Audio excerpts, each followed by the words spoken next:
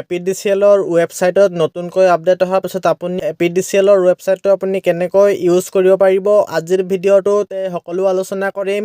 প্ৰথমতে আপুনি আপোনাৰ মোবাইলত ক্ৰম ব্ৰাউজাৰটো অপেন কৰিব। ক্ৰম ব্ৰাউজাৰটো অপেন কৰি পেলাই ইয়াতে আপুনি APDCL টাইপ কৰি পেলাই আপুনি সাৰ্চ কৰি দিব।